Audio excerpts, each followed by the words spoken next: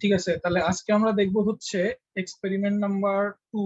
এখানে দুটো এক্সপেরিমেন্ট আছে, একটা হচ্ছে free vibration of a single degree of freedom system, একটা হচ্ছে determination of moment of inertia of a fly wheel. আমরা ফার্স্ট এর এক্সপেরিমেন্ট একটু দেখি। Free vibration of a single degree of freedom system. Single degree of freedom system বলতে আমরা কি বুঝি? তোমরা অলরেডি ভাইব্রেশনে পড়ে ফেলছো। Single degree of freedom system হচ্ছে এমন একটা সিস্টেম যে সিস্টেমকে আমরা ডিসক্রাইব করতে একটা মাত্র ইন্ডিপেন্ডেন্ট ভেরিয়েবলই এনাফ হবে।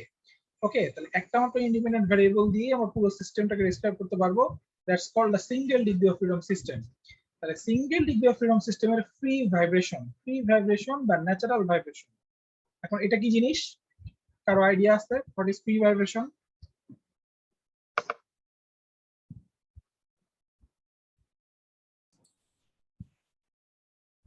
দেখো, ফ্রি ভাইব্রেশন হচ্ছে আমরা যেটা অনেক ছোটবেলা থেকে করে আসছি সেটা।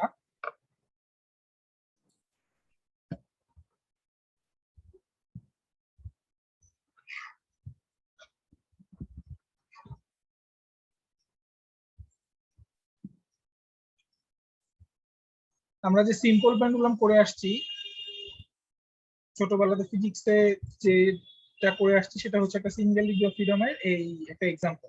তো যেটা বলতেছিলাম ফ্রি ভাইব্রেশন, ভাইব্রেশন অনেক রকম হতে পারে। একটা হতে পারে ফোর্সড ভাইব্রেশন, একটা হতে পারে ফ্রি ভাইব্রেশন। প্যাড কাজ করতেছে না কেন?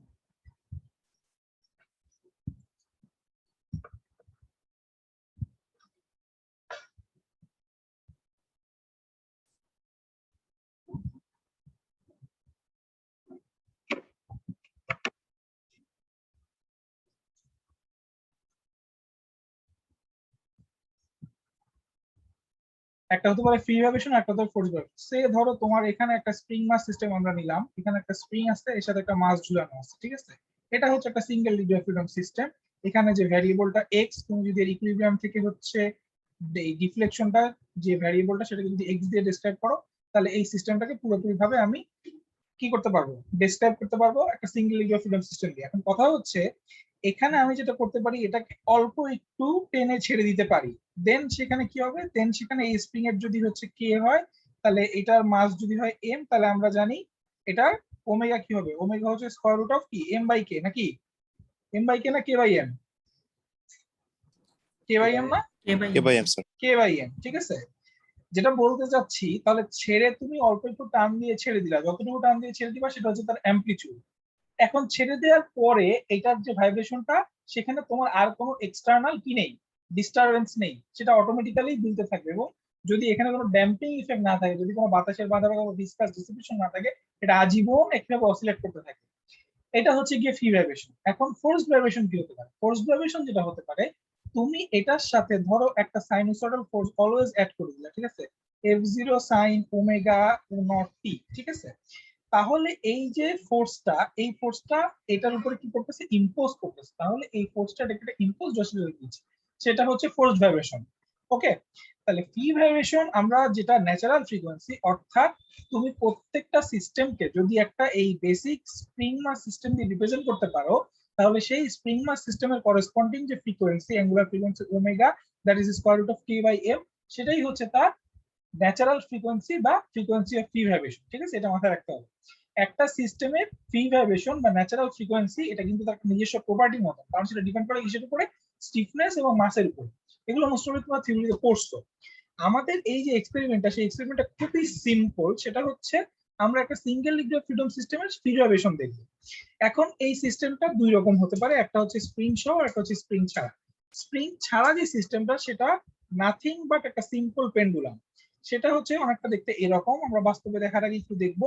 জাস্ট এটার সাথে তোমার একটা এরকম স্ট্যান্ড আছে, এবং স্ট্যান্ডের মাথায় এরকম একটা বেলের মতো জিনিস বা এরকম কি বলবো ডিস্কের মতো জিনিস আটকানো আছে। এটাকে আমরা কি করি? এটাকে আমরা অল্প একটু দুলায় ছেড়ে দিই, ঠিক আছে? খুব অল্প একটু একটা অ্যাঙ্গুলার ডিফ্লেকশনটা, খুব অল্প একটা ডিফ্লেকশন দিয়ে এটাকে আমরা ছেড়ে দিব। এখন প্রশ্ন হচ্ছে, এই যে খুব অল্প ডিফ্লেকশন দিয়ে ছেড়ে দিব, দেন সেটা কি করতে হবে? সেটা এইভাবে এইভাবে অসিলেট করতে থাকবে। ওকে, প্রশ্ন যেটা করতে যাচ্ছি, এই যে অল্প একটু ডিফ্লেকশন দিয়ে ছেড়ে দিব, এটার কারণ কি? আমি তো চাইলে অনেকখানি ডিফ্লেকশন দিতে পারতাম। অল্প একটু ডিফ্লেকশন কেন দিব? স্যার সিম্পল হারমোনিক মোশন পাওয়ার জন্য। এক্স্যাক্টলি, সিম্পল হারমোনিক মোশন পাওয়ার জন্য। তার কারণ আমি যেটা করব, আমি একটা অসিলেশন দিয়ে ছেড়ে দিয়ে এটা টাইম পিরিয়ড কত সেটা কিন্তু আমি মেপে পেতে পারি। সেটা হচ্ছে আমার এক্সপেরিমেন্টে আমি যেটা করব সেটা। একই সাথে আমি এই সিস্টেমটাকে যদি সিম্পল হারমোনিক মোশন হিসেবে কনসিডার করতে পারি, এর সাথে সাথে আমি কি করতে পারবো, এটার যে মেকানিক্যাল অ্যানালাইসিসটা সেটাও করতে পারবো, অর্থাৎ কাইনেটিক অ্যানালাইসিস। তাহলে কাইনেটিক অ্যানালাইসিস তুমি যদি একটা সিম্পল হারমোনিক মোশনের করো, তাহলে সেটা ডিফারেনশিয়াল ইকুয়েশনটা কি আসে? ডিফারেনশিয়াল ইকুয়েশন এরকম আসে না, d square x by dt square plus omega square x plus 0। এটা হচ্ছে গিয়ে কি এসএইচএম বা সিম্পল হারমোনিক মোশনের ডিফারেনশিয়াল ইকুয়েশন, নাকি? এটা আমরা জানা আছে নাকি? তাই তো? জি স্যার। এটা জানা আছে। এখন এই যে এক্স, সেই এক্সটা অন্য কিছু থিটা হতে পারে, যা খুশি তাই হতে পারে, সেটা ডিপেন্ড করবে তোমার হচ্ছে যেই টাইপের অসিলেশন। যদি এটা অ্যাঙ্গুলার অসিলেশন হয় তাহলে অ্যাঙ্গুলার, সেখানে থিটা আসবে। যদি লিনিয়ার হয় তাহলে এক্স আসবে, সেটা ভ্যারি করতে পারে। তাহলে এই যে আমি এটাকে খুব অল্প অসিলেশনে রাখার কারণটাই হচ্ছে যে আমি এটাকে দিতে চাই একটা সিম্পল হারমোনিক মোশন। তাহলে যদি আমি সিম্পল হারমোনিক মোশন এটাকে কনসিডার করতে পারি, দেন আমি কি করতে পারবো, দেন আমি এটা করেসপন্ডিং ডিফারেনশিয়াল ইকুয়েশনটা বের করতে পারবো। তাহলে ডিফারেনশিয়াল ইকুয়েশনে ধরো আমার এখানে যদি থিটাটাই ভ্যারিয়েবল হয়, তাহলে d square theta by dt square plus something into x equal to 0। তাহলে এই যে সামথিং, সেই সামথিংটা হবে কি সিস্টেম প্রপার্টি, নাকি? সিস্টেম প্রপার্টি হবে। তাহলে সেই সিস্টেম প্রপার্টিটা বেসিক্যালি কি হবে? বেসিক্যালি হবে ওমেগা স্কয়ারের সমান। আর যদি ওমেগা জানা থাকে তাহলে কি আমি টাইম পিরিয়ডও জানতে পারবো না, কারণ time period T is equal to কি 2 পাই বাই ওমেগা, তাই তো? কথাই বোঝা যাচ্ছে? তাহলে এটা কি? এটা হচ্ছে আমার থিওরিটিক্যাল, এটা আসতেছে কোত্থেকে? থিওরি থেকে। আর একই সাথে টাইম পিরিয়ড তো আমি স্টপ ওয়াচ দিয়ে মেপেই পেতে পারি। কথা বোঝা গেল?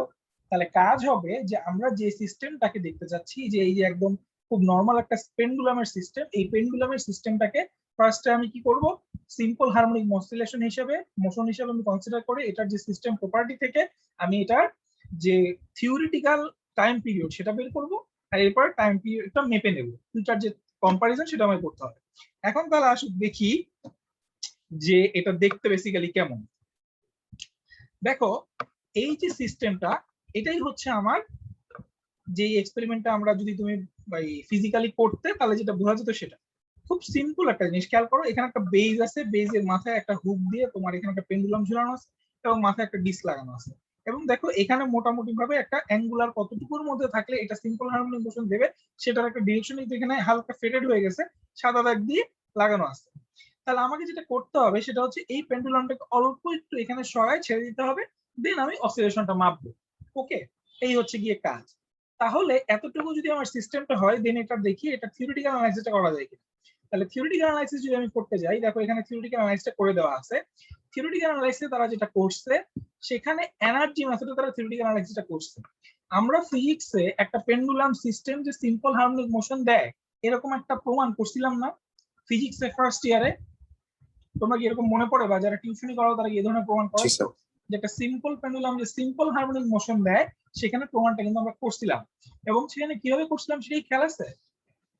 কি ইউজ করে করছিলাম? সেটা এনার্জি মেথডে করছিলাম না অন্য কোনো মেথডে করছিলাম? কিভাবে করছিলাম? নিউটনের সেকেন্ড ল ইউজ করে করিনি? যে পেন্ডুলামের মাথায় যে বলটা আছে বা এখানে যে ডিস্কটা আছে, সেই ডিস্কের মধ্যে যে ফোর্স ব্যালেন্স, সেই ফোর্স ব্যালেন্সটা করলেই কি এই ইকুয়েশনটা চলে আসবে না? সিম্পল হারমোনিক মোশনের ডিফারেনশিয়াল ইকুয়েশন চলে আসবে না নাকি? মনে পড়ে প্রমাণটা? জি স্যার।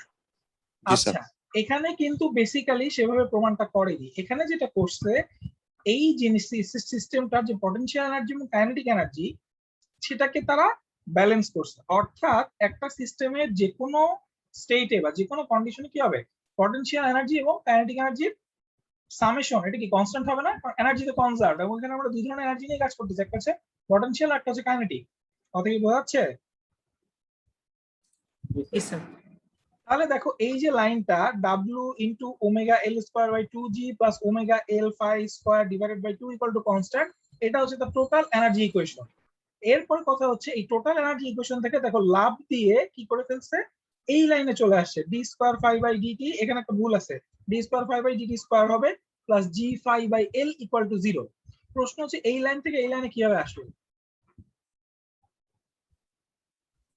দুইবার ডিফারেন্সিয়েশন করছে।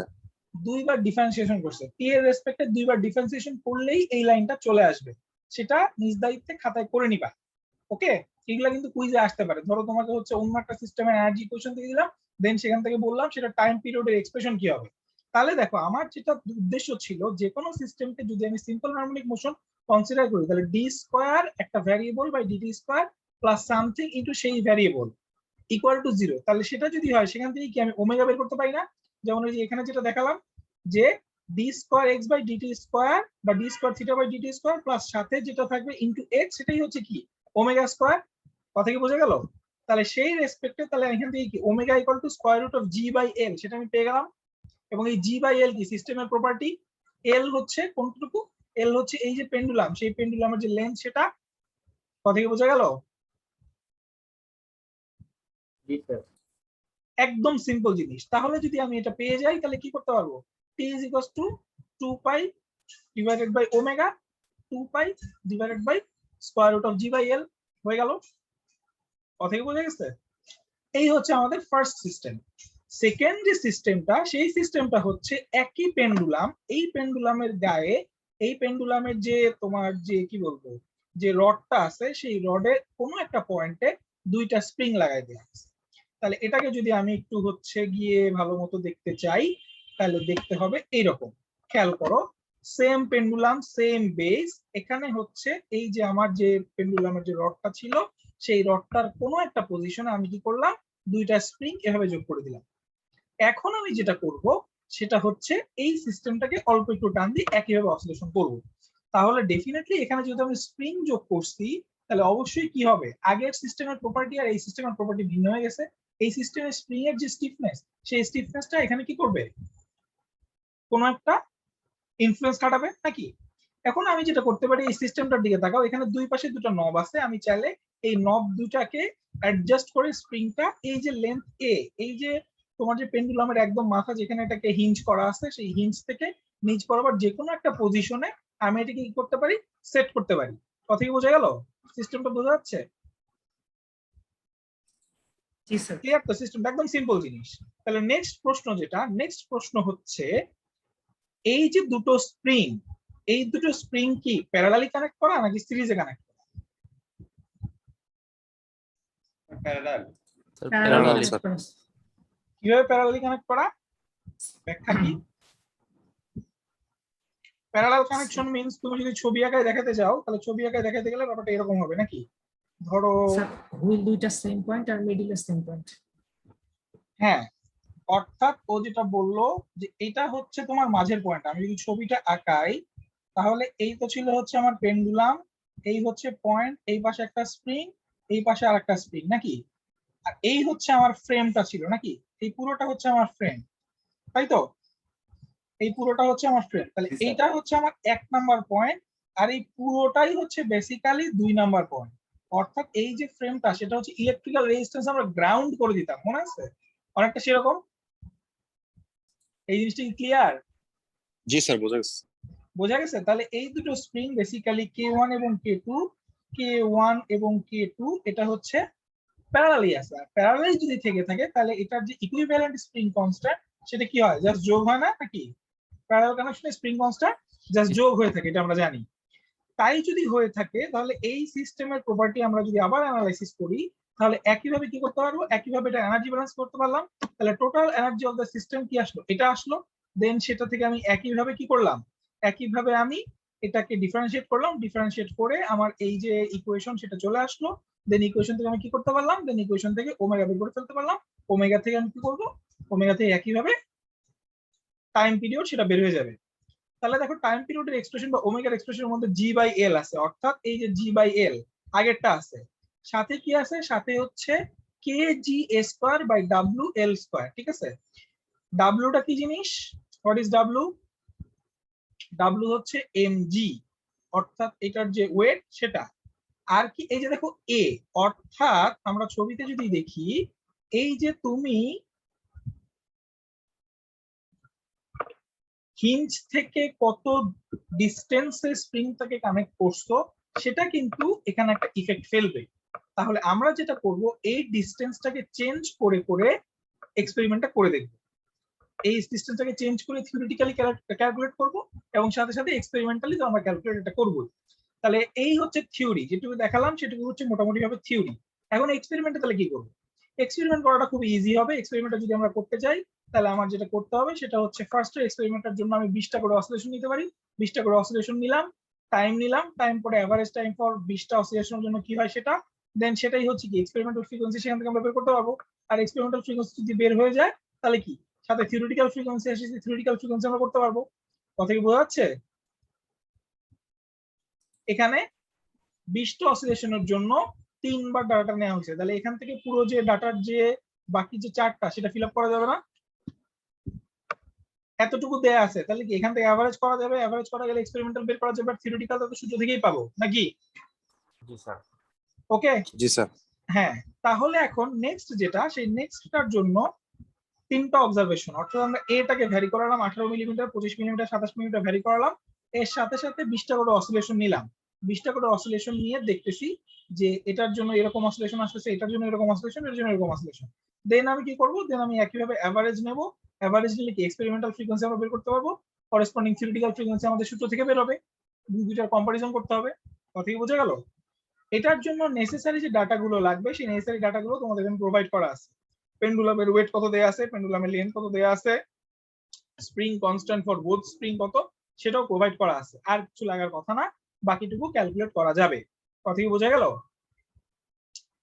যেটা আসবে সেটা হচ্ছে এই যে লেন্থ এ, এই লেন্থ এর সাথে দেখবা এক্সপেরিমেন্টাল ফ্রিকোয়েন্সি এবং থিওরিটিক্যাল ফ্রিকোয়েন্সির একটা চেঞ্জ আসতেছে। অর্থাৎ ধরো সে 18 মিলিমিটারের জন্য এক্সপেরিমেন্টাল আর থিওরিটিক্যাল যে ডিফারেন্স আসবে, 25 মিলিমিটারের জন্য তার থেকে একটা চেঞ্জ আসবে, 27 এর জন্য আরো একটা চেঞ্জ আসবে। সেই চেঞ্জটা হতে পারে কম, হতে পারে বেশি, কি হবে সেটা একটু অ্যানালাইসিস করতে হবে।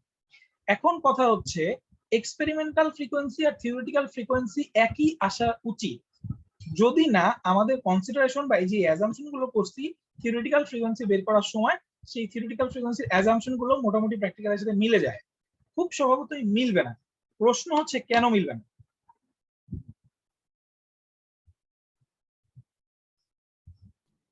কারো কোনো আইডিয়া? যদি ফার্স্টের সিস্টেমটা চিন্তা করি, একদম সিম্পল একটা পেন্ডুলাম, এই সিম্পল পেন্ডুলামের আমি যে 20টা অসিলেশন নিয়ে এক্সপেরিমেন্টালি যে টাইম পিরিয়ড বের করব বা ফ্রিকোয়েন্সি বের করব, কিন্তু সেটা থিওরিটিক্যালের সাথে স্যার পুরোপুরি এয়ার মিলবে না। রেজিস্ট্যান্স আছে স্যার। ফ্যান অফ করে দিব, সমস্যা নাই। এরপরে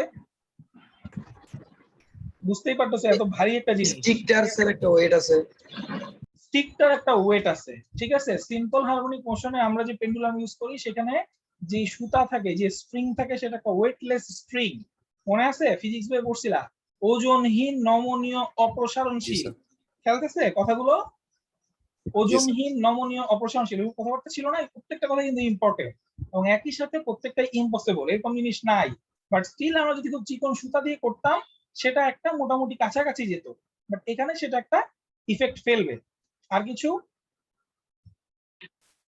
স্যার ফ্রেম আর হচ্ছে স্টিকের কি কোনো ফ্রিকশন কাউন্ট করা হবে? হ্যাঁ, ভালো কথা বলছো। এই যে এখানে যে বিয়ারিংটা আছে, এই বিয়ারিংটা কিছু ফ্রিকশন দিতে পারে, কিন্তু প্রশ্ন হচ্ছে ফ্রিকশনটা যদি তোমার মানে কাউন্টার ক্লকওয়াইজ স্ট্রোকে এবং ক্লকওয়াইজ স্ট্রোকে মোটামুটি একই হয়, তাহলে তো সেটা এটার মধ্যে ইনক্লুডেডই থাকবে। সেটা কি খুব বেশি ভ্যারি করবে?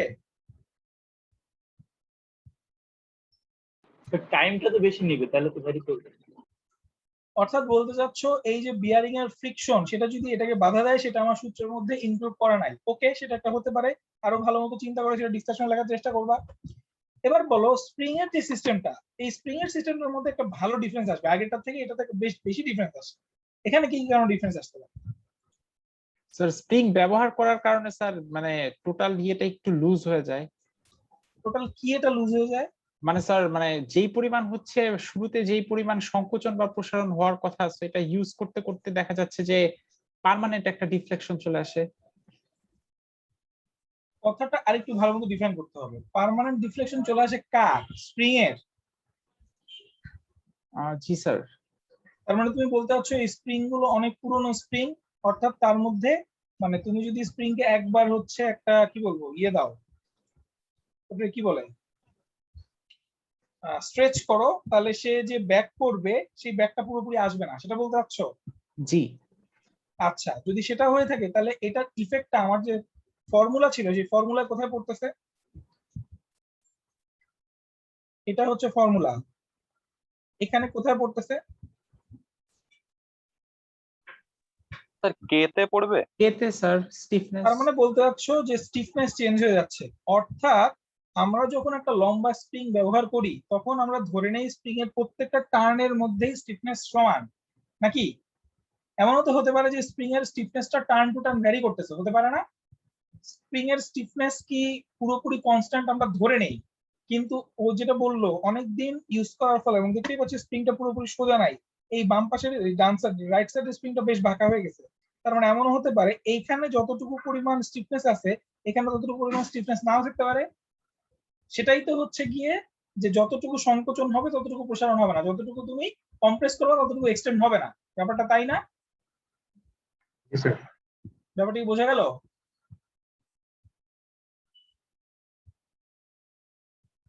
এই জি স্যার, ব্যাপারটা কি বোঝা বোঝা গেছে। গেছে? জি স্যার। আর কিছু স্যার বোথ সিস্টেমের জন্য হিউম্যান এরর থাকবে, কারণ S2 কস তো আমরা অপারেট করতেছি এগুলো manually। এগুলো তো অনেক ছোটবেলার কথাবার্তা, আমরা একটু ফিজিক্সে চিন্তা ভাবনা করি না। স্প্রিং এর মাস কি এক্স্যাক্টলি, স্প্রিং এর একটা মাস আছে, সেই স্প্রিং এর মাস কি আমার সূত্রের মধ্যে অ্যাকোমোডেট করা আছে?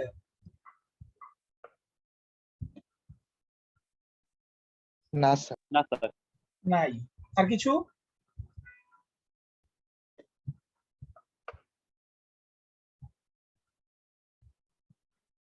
এখানে যে স্প্রিং এর যে কে, এটা কে কি ইকুইভ্যালেন্ট না? এই জি কে স্যার। টা কি ইকুইভ্যালেন্ট না? কে ইকুইভ্যালেন্ট, কে ইকুইভ্যালেন্ট কোথা থেকে আসলো? কে ইকুইভ্যালেন্ট আসলে হচ্ছে k1 + k2 থেকে। এবং আমার যে ফর্মুলা কি আছে, স্প্রিং কনস্ট্যান্ট বোথ হচ্ছে 58.93, তার মানে ধরে নেওয়া হয়েছে এখানে স্প্রিং কনস্ট্যান্ট এখানে স্প্রিং কনস্ট্যান্ট সেম, কিন্তু বাস্তবে তো সেম নাও হতে পারে, নাকি? জি স্যার। আর কিছু? স্যার যে হুইলগুলোর সাথে কানেক্টেড আছে ওটা কি ফার্মলি কানেক্টেড স্প্রিং দুইটা? মোটামুটি ভাবে ফার্মলি কানেক্টেড।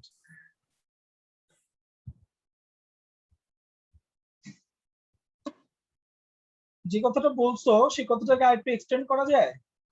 যদি স্যার ফার্মলি মানে হচ্ছে কানেক্টেড না থাকে তাহলে কি হবে? স্যার হুইলের স্যার একটা ইনার্শিয়ার জন্য স্যার হুইলটা কিছুটা হচ্ছে স্যার মানে ডিসপ্লেসমেন্ট হবে স্যার স্প্রিং এর সাথে, মানে যেহেতু স্যার এটা অনেক ইউজ করার কারণে স্যার এখন ফ্রিকশনটা মানে স্যার আগের মতো স্যার ধরে রাখতে না পারার কারণে কিছুটা হলেও ইনার্শিয়ার কারণে মুভমেন্ট হবে স্যার, যার জন্য স্যার পেন্ডুলামটা স্যার দুই পাশে সেম ডিসপ্লেসমেন্ট নাও দেখাতে পারে। আচ্ছা, তাহলে এই ব্যাপারটাকে এভাবে বলা যায় কিনা যে যেহেতু আমার এখানে জয়েন্ট গুলো যদি ঠিক মতো না থাকে তাহলে স্প্রিং এর নিজস্ব একটা অসিলেশন হতে পারে। সেই অসিলেশনটা কি রকম? আমি যদি এটাকে একদিকে টান দিয়ে ছেড়ে দিই তাহলে তো স্প্রিং এর অসিলেশন অবশ্য হবেই, সেটা তো আমার ওখানে ক্যালকুলেট করাই আছে, আছে না? স্প্রিং এর এনার্জি ক্যালকুলেট করা আছে না? এই যে স্প্রিং এনার্জি ক্যালকুলেট করা আছে না, K del square, spring energy calculate করাই আছে। ঘটনাটা হচ্ছে এই যে অসিলেশনটা সেটা দেখো, এই যে ধরো এটাকে তুমি যদি এক্স ওয়াই প্লেন ধরে নাও তাহলে ধরে নেওয়া হয়েছে স্প্রিংটার অসিলেশন হচ্ছে এক্স ওয়াই প্লেন। ও যেটা বললো যে এটা যদি একদম ফিক্সড ভাবে ঠিক মতো আটকানো না থাকে তাহলে এই যে আমি স্প্রিং দেখতে পাচ্ছি এই স্প্রিং এর পারপেন্ডিকুলার বরাবর একটা অসিলেশন আসতে পারে, এবং হতে পারে যে স্প্রিংটা একদম সোজাসুজি ডিফ্লেকশন না হয়ে একটু ঢেউ খেলে খেলে আসছে। কথা কি বুঝতেছো কি বলছি?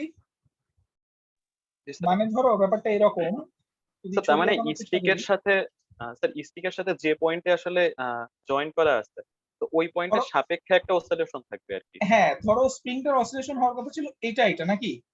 দেখা যেতে পারে স্প্রিংটা এই বরাবর অসিলেট না করে অসিলেট করতেছে কিছুটা এই বরাবর, বুঝতেছো? তার মানে তুমি যদি একটা লাইন আঁকাও তাহলে ব্যাপারটা এরকম হতে পারে, কথা বুঝছো? অর্থাৎ তার এই দিকের একটা অসিলেশন চলে আসতে হবে, কথা কি বুঝছো? এটা তো একটা 3D বডি। স্যার স্প্রিংটা কি স্যার এতটা পাতলা মানে এরকম হওয়ার জন্য স্যার? এটা হতো না যদি স্প্রিংটা একদম নতুন হতো বা অনেক রিজিড হতো, কিন্তু ওই যে অনেকদিন ইউজ করার ফলে তোমার এটা তো জয়েন্ট গুলো ঠিকঠাক মতো নেই। হতে পারে, আই ডোন্ট নো হবে কিনা, সেটা তুমি এক্সপেরিমেন্টটা করলে বুঝবা। এবং তোমার যে থিওরিটিক্যাল এবং এক্সপেরিমেন্টালের যে ডিফারেন্স সেখান থেকে তোমাকে আন্দাজ করতে হবে। আমি যা যা বলতেছি সবই তো পসিবল কথাবার্তা বলতেছি, কি কি ফিজিক্যাল কারণে যেই ফিজিক্যাল রিজনিং গুলো আমার ফর্মুলার মধ্যে অ্যাকোমোডেট করা নেই সেগুলো ফাইন্ড আউট করার চেষ্টা করতেছি। কি হবে না হবে সেটা তো তোমার ডিসকাশনে লিখবাই, কথা কি বোঝা গেল? জি স্যার। তাহলে এইগুলো হচ্ছে আমার পসিবল রিজনস। এই পসিবল রিজন গুলো চিন্তা ভাবনা করে আমার ডিসকাশনটা লিখতে হবে, ঠিক আছে? রিপোর্ট লেখার জন্য তোমাদের যেটা সেটা দিয়ে দিব। এই যে দেখো, রিপোর্ট যা আছে সেটা চাইলে তোমরা পুরোটাই কম্পিউটারাইজ করতে পারো, আমার পার্সোনালি তেমন কোনো আপত্তি নাই। এখানে যা যা বসানো আছে সবকিছু বসানো আছে, জাস্ট বসাবা, বসায় ক্যালকুলেশন করে ডিসকাশন লিখবা। এটা যদিও পিডিএফ ফাইল, জীবনকে সহজ করার জন্য এটা ওয়ার্ড ফাইলটা দিয়ে দিব নাকি? জি স্যার, দিলে ভালো হয় স্যার। ঠিক আছে, ওয়ার্ড ফাইলটা দিয়ে দিব। ওকে, তাহলে পুরো সবকিছু বানানো আছে, জাস্ট কি করবা, অবজেক্টিভ লিখবা, অ্যাপারেটাস লিখবা, এক্সপেরিমেন্টাল সেটআপের ছবিও দেওয়া আছে, এখানে বসাবা। এই ছকটা এইভাবে দেওয়া যাবে না, ছক দিতে হবে কিভাবে? ছক দিতে হবে এইভাবে। আমরা আগের টার্মে করছিলাম না, আমি কি তোমাদের এসএম ল্যাব নিছিলাম? তোমরা তো 3-1, তো 2 তে করার কথা বোধ হয়। জি স্যার। কিভাবে তোমাদের টেবিল লিখতে হয়, টেবিল কিভাবে আঁকাতে হয় সেটা তোমরা জানো। যদিও এখানে টেবিলটা এভাবে দেয়া আছে, বাট এভাবে দেওয়া যাবে না, দিতে হবে কোন স্টাইলে? এই স্টাইলে নাকি? এটা তো জানা আছে। জি স্যার। এগুলো কিন্তু কোনোভাবেই কম্প্রোমাইজ করা যাবে না, কারণ এমনিতেই যেহেতু ওয়ার্ড ফাইল দিয়ে দিচ্ছি, কাজ অনেক কমে যাবে। আচ্ছা ঠিক আছে, তাহলে এই গেল আমাদের প্রথম এক্সপেরিমেন্ট, সেটা হচ্ছে সিঙ্গেল ডিগ্রি অফ ফ্রিডম সিস্টেমের ফ্রি ভাইব্রেশন। এরপরের যেটা এক্সপেরিমেন্ট আমরা দেখব সেটা হচ্ছে determination of mass moment of inertia of a flywheel. প্রশ্ন হচ্ছে ফ্লাই হুইল কি জিনিস? প্রথম কথা, what is flywheel? Sir রোটেশনের মোমেন্ট অফ ইনার্শিয়াটা যাতে চেঞ্জ না হয়, কি বলি স্যার, কাইনেটিক এনার্জিটা যাতে চেঞ্জ না হয়। Fly wheel turning moment diagram পড়াচ্ছে মেকানিক্স অফ মেশিনারিতে, আসছে গেছে কতদূর? কথা বলতেছ না কেন? না sir. Turning moment diagram, fly wheel, এটা পড়ানো শুরু করেনি? কে পড়াবে এটা জানা আছে? স্যার সম্ভবত শাহারিন ম্যাডাম, কি বলতে পারতেছি না স্যার। এখন তো স্যার পড়াইতে পারেন না। আচ্ছা, যেহেতু পড়ো নাই, তাহলে এখন কথা হচ্ছে ফ্লাই হুইলের ডেফিনেশন কি? ফ্লাই হুইল হচ্ছে মেকানিক্যাল ক্যাপাসিটর। ইলেকট্রিক্যাল এনার্জি ধরে রেখে কি ক্যাপাসিটর না? জি স্যার। দেখো, খুব সিম্পলি আমি তোমাদেরকে একটা জিনিস দেখাই, যেটা এই থিওরিতে খুব আরো ডিটেল পড়াবে, আমি বেশি দূর দেখবো না। একটা 4 স্ট্রোক ইঞ্জিনের প্রত্যেকটা স্ট্রোকে কি পাওয়ার আসে? না স্যার। কোন ইসে পাওয়ার আসে? তিন নাম্বার থার্ডে পাওয়ার স্ট্রোকে। স্ট্রোক কয়টা? 4টা। ইনটেক, এরপরে কি? Sir ignition. ইনটেক, কম্প্রেশন, আচ্ছা, compression। পাওয়ার পাওয়ার বা কম্বাসন, এটা হচ্ছে এক্সস্ট নাকি? ইনটেকে এনার্জি দরকার হয়। যদি আমি হচ্ছে গিয়ে এখানে ধরি এটা হচ্ছে এনার্জি, আর এদিকে ধরো হচ্ছে গিয়ে আমি সাইকেল বা টাইম যাই দেই না কেন, তাহলে এই ফার্স্টের স্ট্রোকে কি হবে? আমার এনার্জি নেগেটিভ হবে। সেকেন্ড স্ট্রোকটা কি?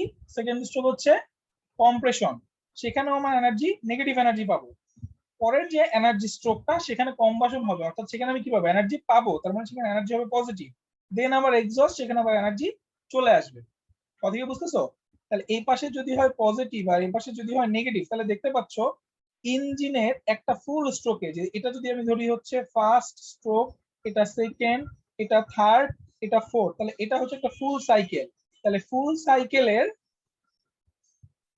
প্রত্যেকটা টাইমে কি এনার্জি বা পাওয়ার আউটপুট এটা কি কনস্ট্যান্ট? না স্যার। না স্যার। কথা কি বোঝা যাচ্ছে? এটা কনস্ট্যান্ট না। কিন্তু তুমি যখন একটা ইঞ্জিনকে রেটিং করতেছো, তুমি তো বলতেছো এটা হচ্ছে 2 কিলোওয়াটের ইঞ্জিন, বা এটা হচ্ছে 3 কিলোওয়াটের ইঞ্জিন, বা এটা 10 মেগাওয়াটের ইঞ্জিন, তাহলে তুমি কথাটা কিভাবে বলছো? স্যার এভারেজ করে। এভারেজ করে? টোটালটা সাম আপ করে, পুরোটা সাম আপ করে? এটা তো এক সাইকেলে চলবে না। আরো কথা হচ্ছে তুমি কখনো কখনো থ্রটল ইউজ করে ফুয়েল বেশি দিবা, সেখানে ইগনিশন বেশি হবে, তখন এই যে সাইকেলের চেহারা, এই সাইকেলের চেহারা পুরোপুরি চেঞ্জ হয়ে যাবে। দেন দেখো, আমি এখানে প্রত্যেকটা স্ট্রোকেই এনার্জি আমার খরচ হয়ে যাচ্ছে, এনার্জি আমি ব্যাক পাচ্ছি শুধুমাত্র এই স্ট্রোকটা, যেটাকে আমরা বলতেছি হচ্ছে পাওয়ার স্ট্রোক। অর্থাৎ আমি ওই যে ছেলেটা বললো যে এভারেজ করতে হবে, আমি যদি এখানে বলি যে পুরো আমার এভারেজ লাইনটা হচ্ছে এই লাইনটা, তাহলে প্রত্যেকটা স্ট্রোকে আমি যদি এভারেজ এইটুকু এনার্জি পাই, সেটাকে আমি বলতে পারি এটাই হচ্ছে আমার আউটপুট। ঠিক আছে, তাহলে আমার এমন একটা মেকানিজম থাকতে হবে যেই মেকানিজমটা এই যে এক্সট্রা এনার্জিটুকু আছে সেই এক্সট্রা এনার্জিটুকু সে ধরে রাখবে, প্রয়োজনে সে এক্সট্রা এনার্জিটুকু সে প্রোভাইড করে দিবে যখন অন্যান্য জায়গাতে আমার এই এনার্জিটা দরকার হবে। সেই মেকানিজমটাই হচ্ছে ফ্লাইহুইল। ফ্লাইহুইল হচ্ছে নাথিং বাট আ হুইল, চাকা। ঠিক আছে, অনেক বড় ইনার্শিয়া ওয়ালা একটা চাকা। ইনার্শিয়া কোত্থেকে আসে? ইনার্শিয়া মাস আর রেডিয়াস থেকে আসে। ঠিক আছে, কারণ মোটামুটি ভাবে জানো যে একটা ইউনিফর্ম জিনিসের ইনার্শিয়া কি হবে? এম আর স্কয়ার, যদি সেটা সার্কুলার হয়, ইউনিফর্ম। ঠিক আছে, এখন কথা হচ্ছে তাহলে এমটা যদি বেশি হয় তাহলে আমার ইনার্শিয়া বাড়বে। তুমি কি করলা? তুমি এখানে পাওয়ার স্ট্রোকে পাওয়ারটা বেশি হয়ে গেল, যেটা আমার ওই মুহূর্তে খরচ হচ্ছে না বা লাগতেছে না। আমি আমার প্রত্যেকটা ইউনিফর্ম পাওয়ার দরকার হচ্ছে এইটুকু লাইনের জন্য। ঠিক আছে, এইটুকু। তাহলে আমি কি করব? সেই এনার্জিটা এর মধ্যে চলে আসবে। তখন এই হুইলটা কি করবে? এই হুইলটা অনেক জোরে ঘোরা শুরু করবে। ওকে, আবার যখন অন্যান্য একটা সাইকেলে অন্যান্য সময় এনার্জির প্রয়োজন হবে তখন সে কি করবে? এই যে জোরে জোরে হুইলটা ঘুরতেছিল তখন সেখান থেকে সে এনার্জিটা টান দিবে। তখন কি হবে? এর স্পিডটা কমে যাবে। কথা কি বোঝা গেল? এই যে কাজটা তাহলে কি এটা ক্যাপাসিটরের মতো কাজ করতেছে না? সে মেকানিক্যাল এনার্জিটাকে সে স্টোর করে রাখতেছে। তখন তার কি হচ্ছে? ইনার্শিয়ার কারণে তার যে করসপন্ডিং এনার্জি, সেই এনার্জির কারণে কি হচ্ছে? তার যে এই মোশন, সেই মোশন বেড়ে যাচ্ছে। আবার কি হচ্ছে? যখন তার থেকে আমি এনার্জি টান দিয়ে নিচ্ছি, এক্সট্রাক্ট করে নিচ্ছি, তখন তার মোশনটা কমে যাচ্ছে। হয়ে গেল মেকানিক্যাল ক্যাপাসিটর। স্যার একটু আরেকবার রিপিট করবেন প্রিন্সিপালটা? প্রিন্সিপালটা হচ্ছে ইঞ্জিনের এক্সাম্পল। এটা এই ফ্লাইহুইলের এই কি বলবো অ্যাপ্লিকেশন অনেক জায়গাতে আছে।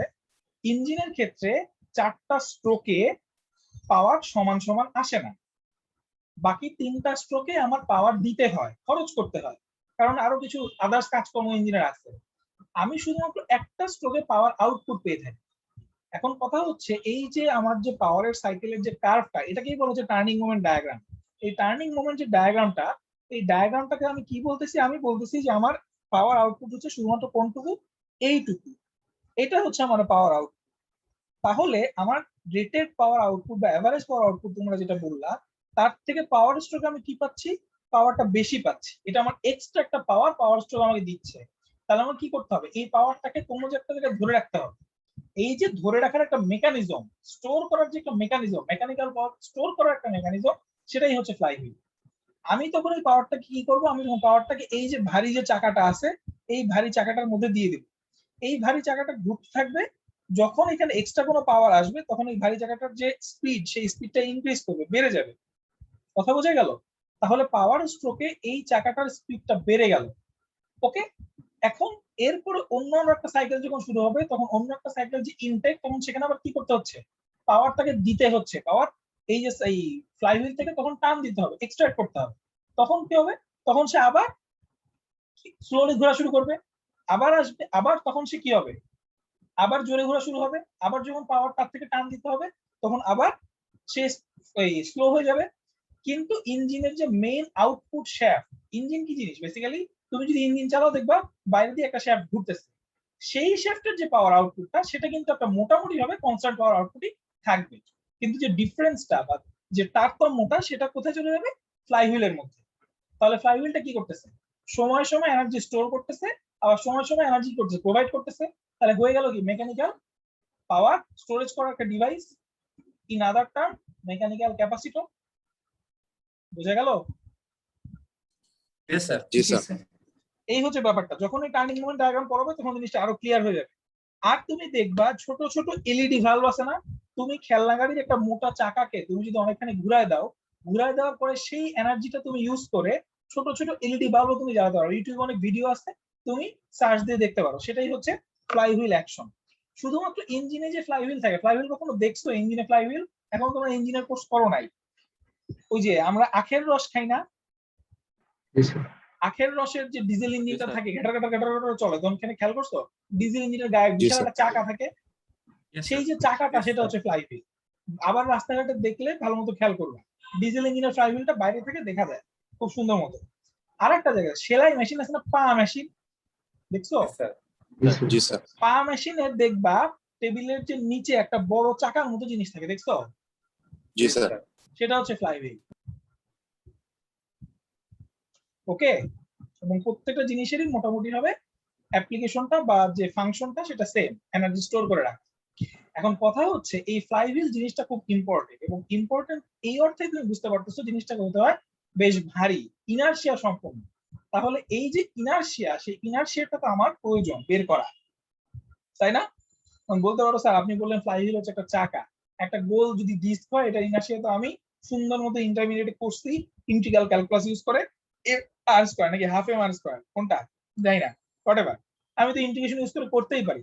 তাহলে আবার আমার এই যে কি বলবো আলাদাভাবে এক্সপেরিমেন্ট ঘটা করে একটা experiment determination of inertia of a flywheel, এটার প্রয়োজন কি? প্রশ্ন উঠতে পারে না? ফ্লাইহুইল হচ্ছে একটা চাকা, সেই জায়গায় আমি কি করতে পারি, আমি তো মাস মোমেন্ট অফ ইনার্শিয়া কিভাবে বের করতে হয় ইন্টারমিডিয়েট থেকে, এবং তোমরা 2-1 বা 2-2 তে মেকানিক্সেই তো ওই এটা স্ট্যাটিক্সেই করাইছে মনে হয় না, চ্যাপ্টার কত 7 ছিল বোধহয় বিআর জনস্টনের বইয়ে, মাস মোমেন্ট অফ ইনার্শিয়া বিভিন্ন শেপের বের করছো না অ্যানালিটিক্যালি। জি স্যার। তাহলে এই এক্সপেরিমেন্টের ফাংশন কি তামাশা করার জন্য দিছে?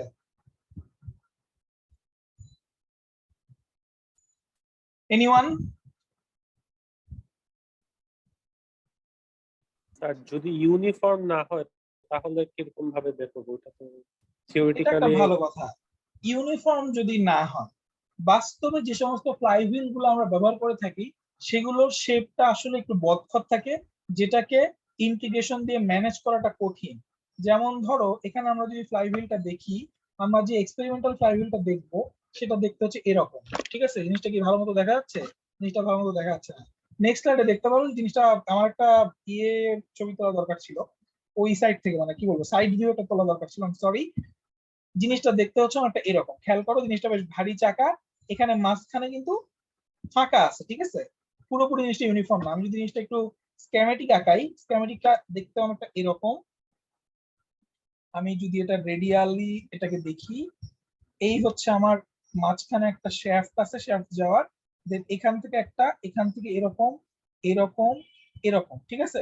মাঝখানে আমার এই জায়গাগুলো কিন্তু ফাঁকা।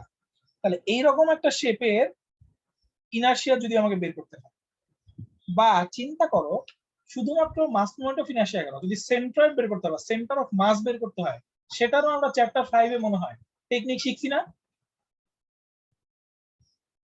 সেন্টার অফ মাস বের করার টেকনিক শিখছি? জি স্যার। শিখছি। এখন একটা আস্ত অটোমোবাইল, একটা আস্ত কার, সেটার সেন্টার অফ মাস কোথায়? তুমি ইঞ্জিনিয়ার, তুমি এ প্লাস পাইছো স্ট্যাটিক্স কোর্সে, তোমার একটা গাড়ির সামনে দিয়ে এক দিস্তা কাগজ কলম ক্যালকুলেটর দিয়ে বললাম এই গাড়ির ডাইমেনশন সবকিছু তোমাকে দিয়ে দিছি, সেন্টার অফ মাস বের করে দাও, দিবা? না স্যার। কেন দিবা না? তুমি তো পারো।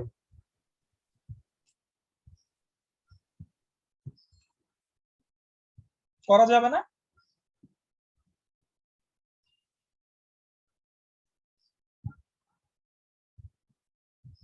স্যার ওভাবে থিওরিটিক্যালি করতে তো মানে সম্ভব না স্যার পুরো পড়াটার মধ্যে। আসলেই তাই।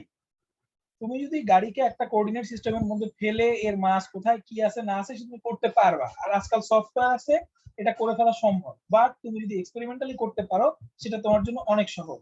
গাড়ির চার মাথায় চারটা স্ট্রিং লাগাও বা চেইন লাগাও, চেইন লাগায় উপরে একটা হুক দিয়ে ঝুলায় দাও, গাড়িটা যেখানে ব্যালেন্স করবে সেখানে হচ্ছে সেন্টার অফ মাস, হয়ে গেল না? দেখছো হুক দিয়ে গাড়ি ঝুলাই দিতে এরকম,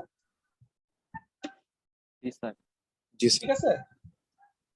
সো মাঝে মাঝে আমার থিওরিটিক্যাল টেকনিক গুলো জানা থাকলেও এক্সপেরিমেন্টালি বের করাটা অনেক ক্ষেত্রেই প্রয়োজন হতে পারে, ঠিক আছে? আর মাস মুভমেন্ট অফ ইনার্শিয়া অধিকাংশ ক্ষেত্রে দেখা যায় এমন সব বদখত জিনিস বের করতে হয় যেটা সে থিওরিটিক্যালি ম্যানেজ করা খুব ডিফিকাল্ট, সো আমাকে এক্সপেরিমেন্টালি করে নেওয়াটা বেটার। ওকে, তাহলে এখন আমাকে যেটা করতে হবে, এই যে ফ্লাই হুইলটা আছে সেই ফ্লাই হুইলের মাস মুভমেন্ট অফ ইনার্শিয়া আমাকে সামহাউ কোনো একটা ফিকিরে বের করতে হবে। এখন এটার যে টেকনিকটা, যেই টেকনিকে আমরা বের করব সেই টেকনিকটাকে বলা হয় হচ্ছে ফলিং ওয়েট মেথড। অর্থাৎ যেটা করব, এই যে দেখো ফ্লাই হুইল, এই ফ্লাই হুইলের সাথে কি আছে, একটা শ্যাফট লাগানো আছে, ঠিক আছে? এই শ্যাফটটা একটা ফ্রেমের মধ্যে ঝুলানো। অর্থাৎ আমি যদি এটার সাইড ভিউটা আঁকাই, সাইড ভিউটা হবে হচ্ছে এরকম,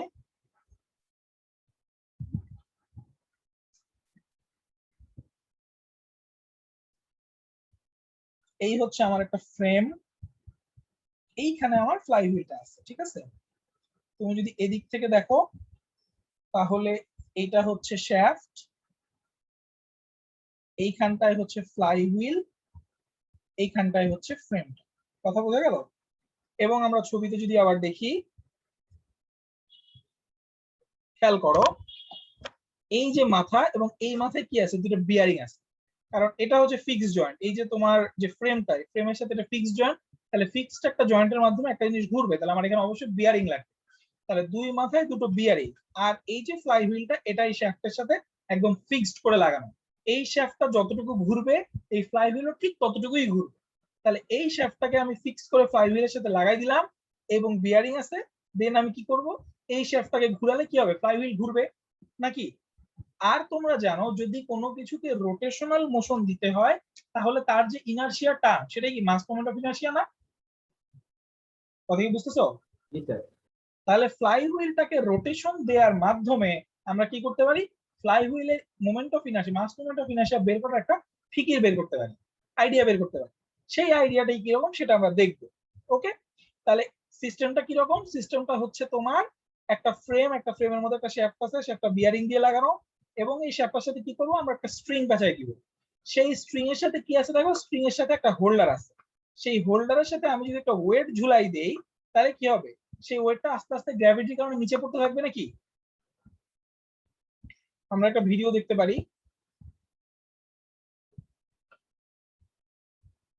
দেখো এখানে আমি একটা ওয়েট ঝুলাই দিছি, আস্তে আস্তে কি হচ্ছে, গ্র্যাভিটির কারণে এটা নিচে পড়তেছে। আর নিচে পড়লে কি হবে, স্ট্রিংটা কি করবে, খুলে যাওয়া শুরু হবে। খুলে যাওয়া শুরু হলে কি হবে, ফ্লাইহুইলটা ঘোরা শুরু করবে। কথা বোঝা গেল? সিস্টেমটা কি বোঝা গেছে? যদি আবার দেখো,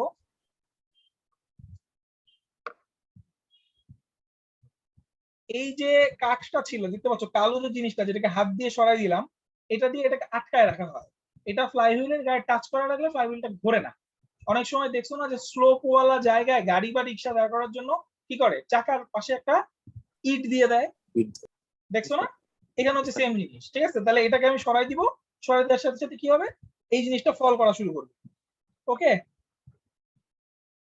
তাহলে ফল করা শুরু হলে স্ট্রিংটা খোলা শুরু হবে, আনাটা ছোঁয়া শুরু হবে এবং ফ্লাইহুইলটা ঘোরা শুরু করবে। আর কি হচ্ছে, স্প্রিংটা এটা নিচে পড়ে যাচ্ছে নাকি? কথা বোঝা গেল? এই হচ্ছে ঘটনা যেটা ঘটবে। তাহলে এই যদি ঘটনা ঘটে থাকে তাহলে এটা মেকানিক্যাল বা মেকানিক্স এর অ্যানালাইসিসটা আমরা করতে পারি কিনা।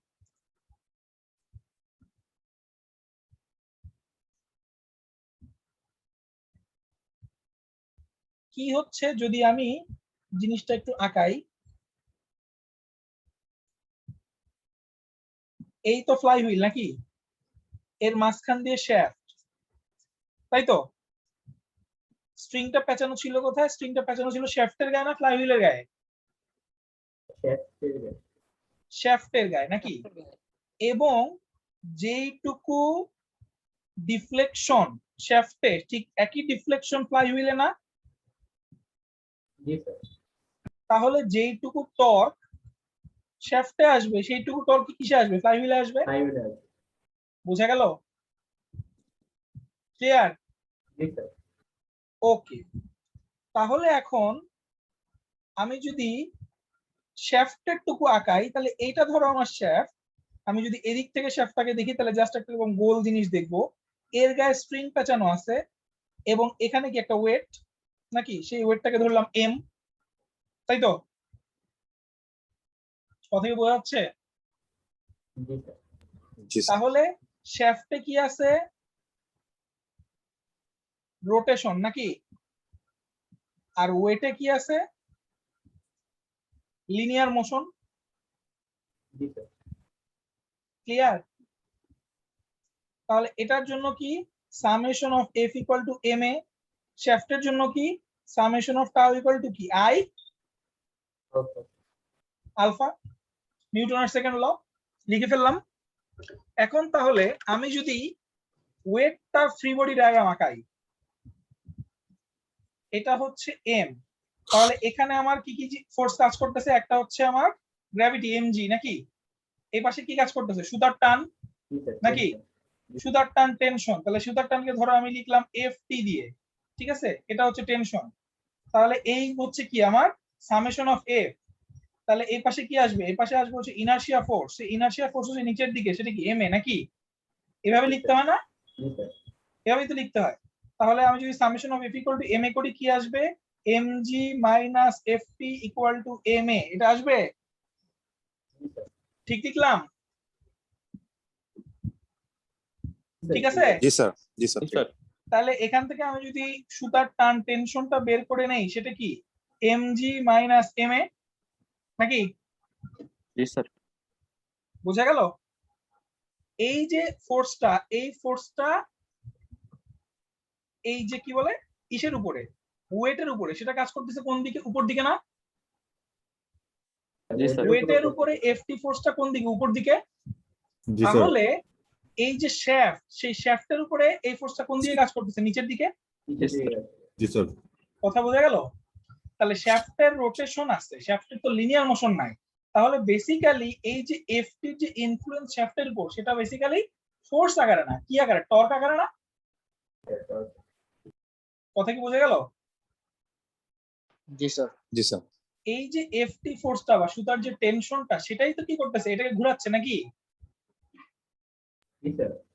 তাহলে এটার যে ডায়ামিটার, সেই ডায়ামিটার অর্ধেক যেটাকে বলা হয়ে থাকে রেডিয়াস, সেই রেডিয়াসের সাথে আমি যদি এফটি কে গুণ করি, তাহলে এই করেসপন্ডিং টর্কটা পেয়ে যাব। যেই টর্কটা কি করতেছে? এটাকে ঘোরাচ্ছে। কথা কি বোঝা গেল? ক্লিয়ার? Yes sir. তাই যদি হয়ে থাকে, এখন তাহলে আসো, আমরা কি পেলাম? যেই টর্কটা শ্যাফটটাকে ঘোরাচ্ছে, সেটা পেয়ে গেলাম। তাহলে এখন আমি যদি আবার শ্যাফটটা দেখি, এই ছিল আমার সেই শ্যাফট। এখানে একটা টর্ক কাজ করতেছে, সেটাকে আমি বলতেছি হচ্ছে এফটি ইনটু ডি বাই 2 নাকি? এখানে আর কোন টর্ক কাজ করে কি শ্যাফটের উপরে? যদি আমি সিস্টেমটা আবার একটু দেখি, একটা হচ্ছে স্ট্রিং এর কারণে যেটা আমরা পেলাম এফটি ইনটু ডি বাই 2। আর কোন টর্ক কি এখানে কাজ করে? স্যার ওয়েট, যে ইয়ারটার ওয়েট। বুঝিনি, স্পষ্ট করে বলো। স্যার যেটা ঝুলে দিয়েছে ওটার ওয়েট। এই সেটা থেকেই তো এফটি বের করলাম। স্যার ফ্লাইহুইলের কোনো ইফেক্ট পড়বে? স্যার না, বিয়ারিং এর flying টা ফ্রিকশনের কিছু করে না। কারণে। এক্স্যাক্টলি, বিয়ারিং এর ফ্রিকশনের কারণে। বিয়ারিং তো এটাকে অ্যালাউ করতেছে, বাট একই সাথে যেহেতু এখানে একটা জয়েন্ট আছে, সেই জয়েন্টটা কি করবে? এটা কিছু রেজিস্ট করবে। এবং বিয়ারিং এর মধ্যে কি আছে?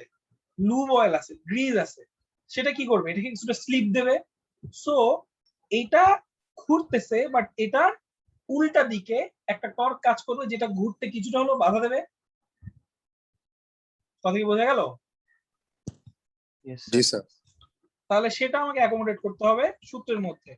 তাহলে আমি যদি এখন এই যে যেটা আঁকাইছি, এটা কি? এটা হচ্ছে free body diagram, free body diagram of shaft নাকি? তাই তো? তাহলে এফটি ইনটু ডি বাই 2। তাহলে এখন দেখো আরেকটা টর্ক কোন দিকে কাজ করবে? উল্টা দিকে, যেটাকে আমরা বললাম ফ্রিকশনাল টর্ক টিএফ, ছোট হাতের এফ দিয়ে, ফ্রিকশনাল টর্ক টিএফ। ঠিক আছে? ফ্রিকশনাল টর্ক, ঠিক আছে? তাহলে এটা কি? এটাই হচ্ছে আমার নেট, যেটা আই আলফা, সেকেন্ড ল নাকি? বুঝা গেল? Summation of F equal to I alpha. Yes sir. তাহলে কি আসলো? ft into D by 2 minus TF equal to I alpha. Clear?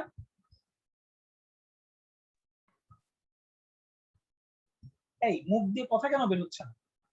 Yes sir. বুঝছো? Yes sir. ক্লিয়ার কথা? Yes sir. তাহলে ft এক্সপ্রেশনটা বসাও, mg minus ma into D by 2 minus TF equal to I alpha. TF এর expression কি সেটা আমি আসলে জানি না, কারণ বিয়ারিং এর ফ্রিকশন এমনিতেই একটা বিচ্ছিরি ফোর্স। এটা একটা কি? নন কনজারভেটিভ ফোর্স। ঠিক আছে? সো এটার এক্সাক্ট এক্সপ্রেশন কি হবে আমরা জানি না, আমরা এটা বের করব। আইটা তোমার objective mass moment of inertia. দেখো এই যে আমি এক্সপ্রেশনটা লিখছি আই আলফা, এই আইটা কিন্তু বেসিক্যালি কিসের জন্য লিখছি এটা বেসিক্যালি লিখছি কিন্তু হচ্ছে শ্যাফটের জন্য, বাট এই সেম ইকুয়েশনটাই কিসের জন্য প্রযোজ্য হবে? ফ্লাইহুইলের জন্য হবে না? কারণ এইটুকু টর্ক যতটুকু ডিফ্লেকশন শ্যাফটকে দেবে ঠিক ততটুকু ডিফ্লেকশন এই ফ্লাইহুইলকে দেবে না? তাহলে ফ্লাইহুইল কেও কি আই আলফা লেখার জন্য একই ইকুয়েশন হবে না? কথা বোঝা গেছে? আমরা একদম ফার্স্টেই তো বলে দিলাম যে যেটুকু টর্ক শ্যাফটকে যতটুকু ঘোরাবে ঠিক অতটুকুই টর্ক ফ্লাইহুইলকে ততটুকু ঘোরাবে। কথা কি বোঝা গেল? ওকে, তাই যদি হয়ে থাকে তাহলে আমরা আইটা তো বের করবো। এখন আসলে আলফাটা কি? আলফাটা হচ্ছে অ্যাঙ্গুলার এক্সেলারেশন। লিনিয়ার এক্সেলারেশন যদি হয় এ, তার সাথে অ্যাঙ্গুলার এক্সেলারেশন সম্পর্ক কি? এটা না?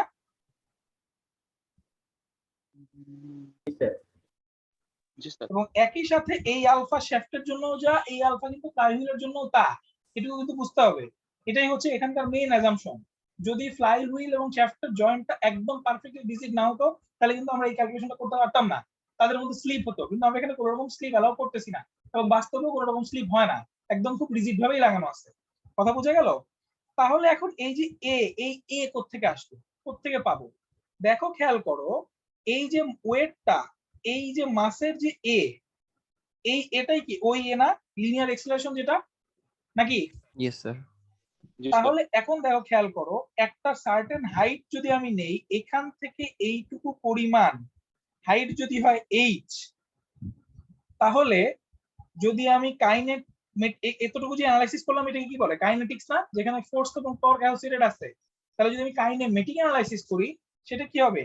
সেই ছোটবেলার সূত্র h = ut + ½ at²। এখানে কি হবে? 0, কারণ এখানে ইনিশিয়াল কোনো ভেলোসিটি নাই। কথা কি বোঝা গেল?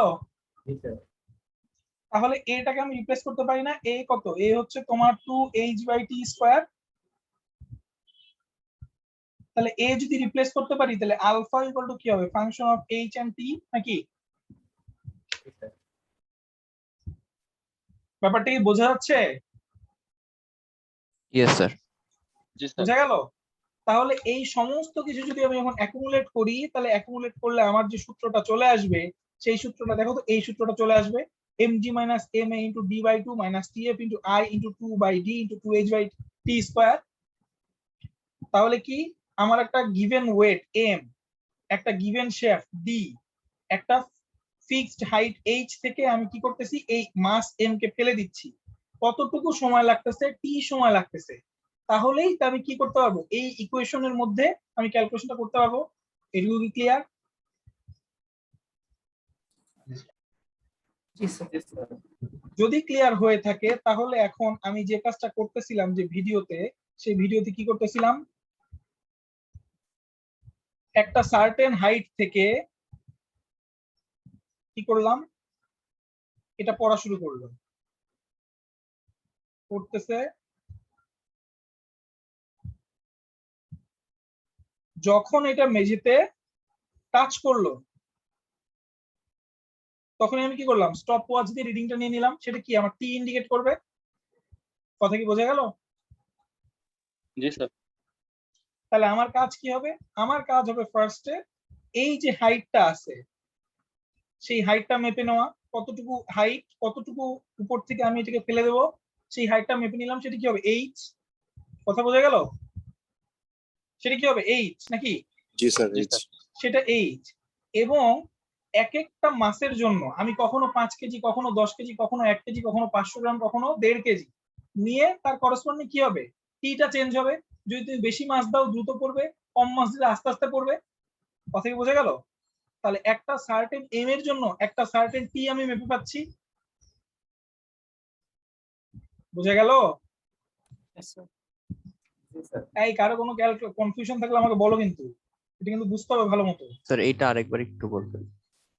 আমি যদি এই যে আমি যে ওয়েটটা ফল করাবো, এই যে তোমরা দেখতে পাচ্ছ যে ওয়েটটা ফল করালাম, এই যে হোল্ডারটা আছে, এই হোল্ডারের মধ্যে আমি কি করতে পারি? একটা একটা করে ওয়েট চাপাতে পারি। ঠিক আছে? এই যে ধরো এখানে আমি কি করলাম? একটা করে ওয়েট মাপলাম। ধরো এখানে 450 গ্রাম, এখানে 950 গ্রাম। ঠিক আছে? এই যে হোল্ডার, এই হোল্ডারের ওয়েট হচ্ছে 450 গ্রাম। আমি এখানে একটা ওয়েট দিলাম 950 গ্রাম। তাহলে 950 গ্রামের এই ওয়েটটাকে যদি আমি হোল্ডারের উপর চাপাই দেই তাহলে কি হবে?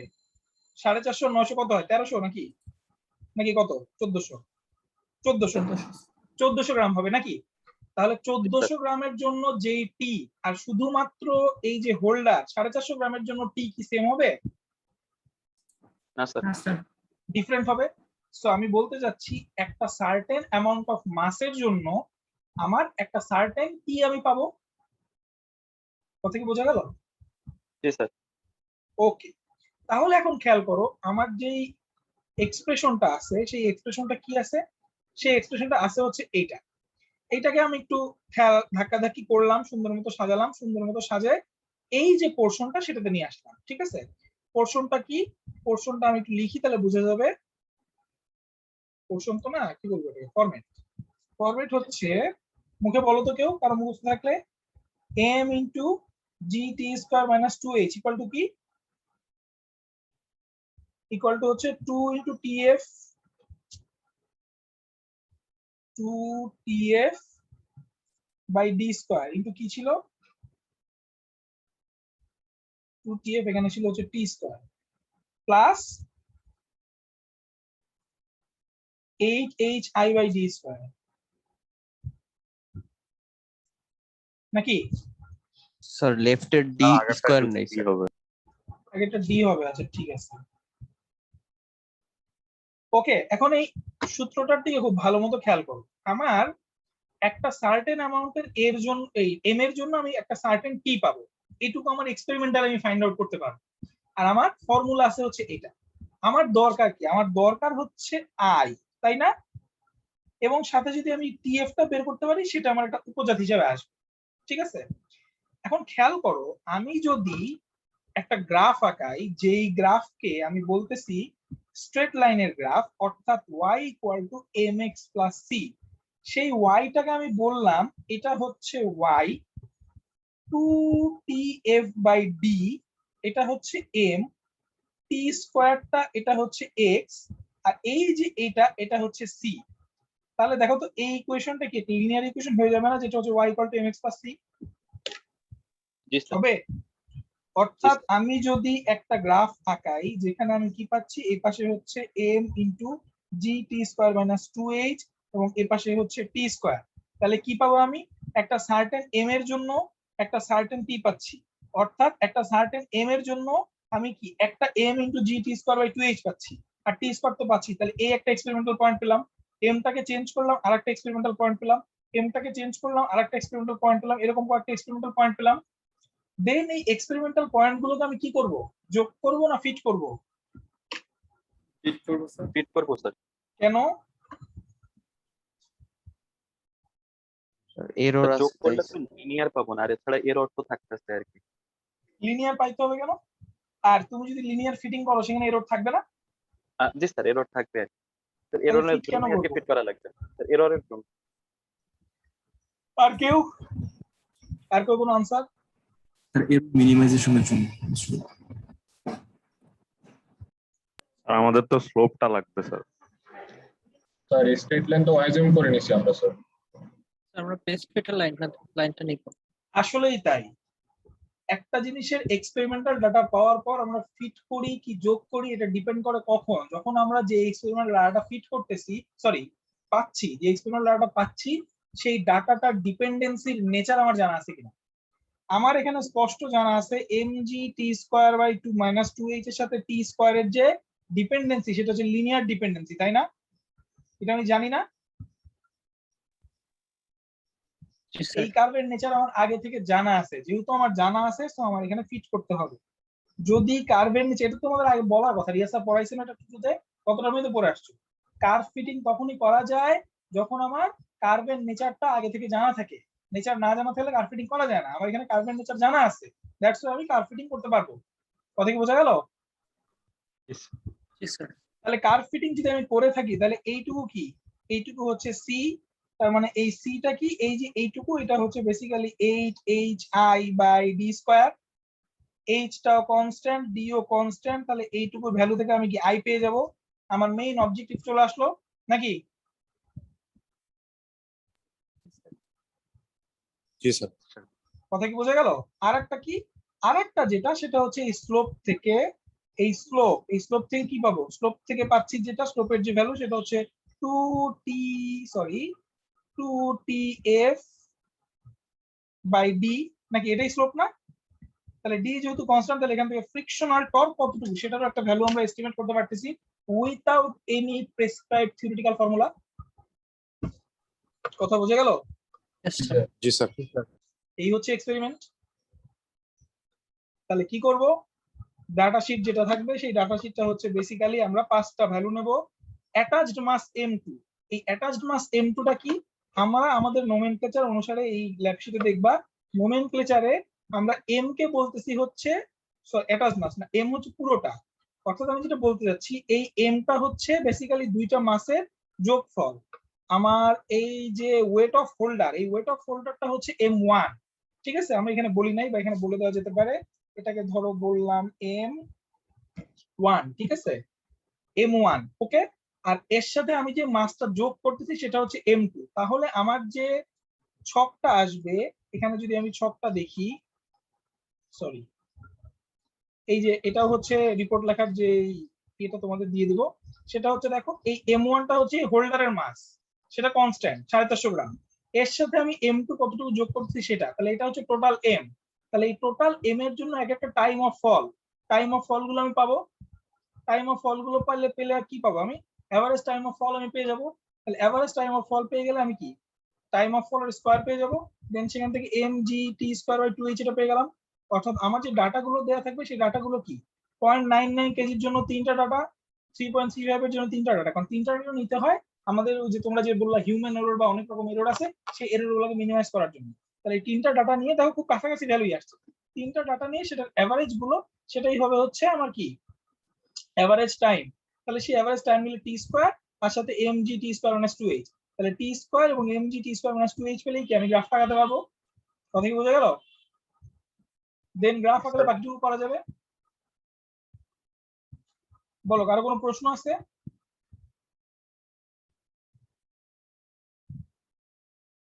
কারো কোনো প্রশ্ন নাই?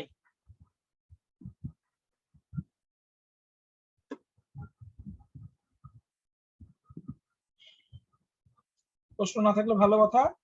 যাই হোক, তাহলে এই জিনিসটা দিয়ে দেবো, ঠিক আছে? এখানে কি কি আছে? Objective, apparatus, experimental setup. Experimental setup একটা পরিষ্কার ছবি আঁকাতে হবে। এবং শুধুমাত্র এক্সপেরিমেন্টাল সেটআপ না, এক্সপেরিমেন্টাল সেটআপ থেকে তোমরা রিপোর্টে কি করবা? রিপোর্টে কাইনেমেটিক এবং কাইনেটিক অ্যানালাইসিস, অর্থাৎ মেকানিক্যাল অ্যানালাইসিস যেটা আমি রাফলি এখানে করলাম, সেটা সুন্দর মতো ছবি আঁকায় এই যে ইকুয়েশনটা আমার এখানে ল্যাব শিটে যেটা ডিরেক্টলি দেয়া আছে, এই যে ইকুয়েশনটা ডিরেক্টলি যেটা ল্যাব শিটে দেয়া আছে, সেই ইকুয়েশনটা ডিরাইভ করতে হবে। কথা বুঝে গেল? কষ্ট অনেক কমাই দিছি, সাথে একটু কাজ দিয়ে দিলাম। এই ইকুয়েশনটা আমি তো করেই দিলাম কিভাবে কি আসবে, একদম পুরো সুন্দর মতো ছক আকারে। ফার্স্টে কি করবা? ওয়েটটা দিয়ে শুরু করবা, ওয়েটটা দিয়ে শুরু করে সেখান থেকে ফোর্স আসবে, দেন সেখান থেকে শ্যাফটে যাবা।